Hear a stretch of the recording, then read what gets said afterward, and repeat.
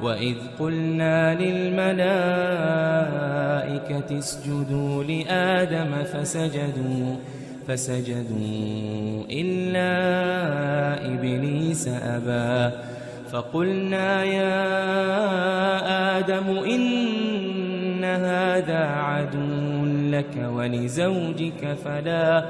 فلا يخرجنكما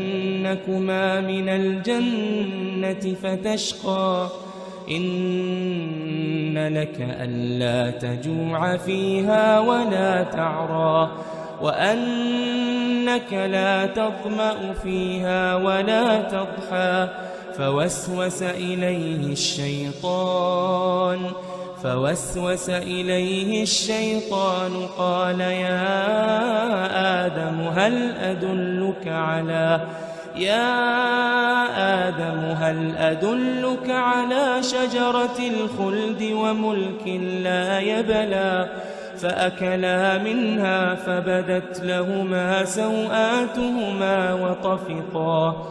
وطفقا يخصفان عليهما من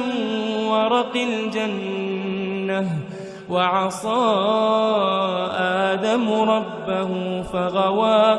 ثم اجتباه ربه فتاب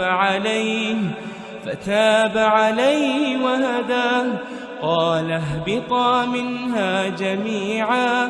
بعضكم لبعض عدو فإما يأتينكم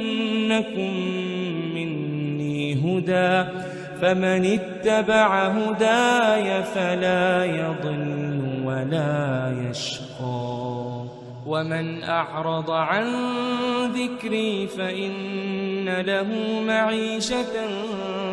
ضنكا ونحشره يوم القيامة أعمى قال رب لم حشرتني أعمى وقد كنت بصيرا قال كذلك أتتك آياتنا فنسيتها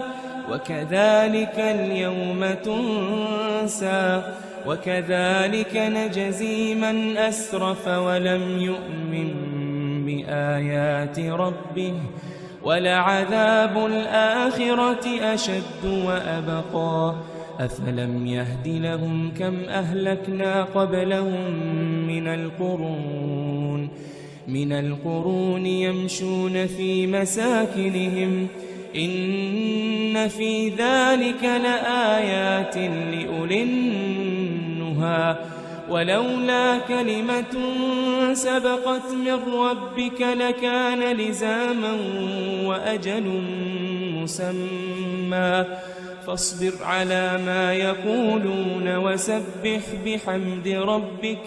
وسبح بحمد ربك قبل طلوع الشمس وقبل غروبها ومن آناء الليل فسبح وأطراف النهار لعلك ترضى ولا تمدن عينيك إلى ما متعنا به أزواجا منهم زهرة الحياة الدنيا لنفتنهم فيه ورزق ربك خير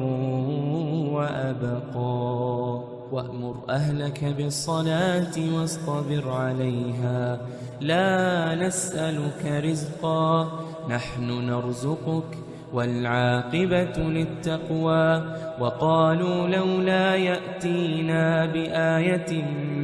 من ربه أولم تأتهم بينة ما في الصحف الأولى ولو أنا أهلكناهم بعذاب من قبله لقالوا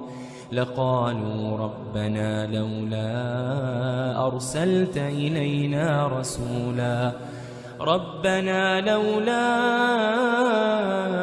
أرسلت إلينا رسولا فنتبع آياتك من قبل أن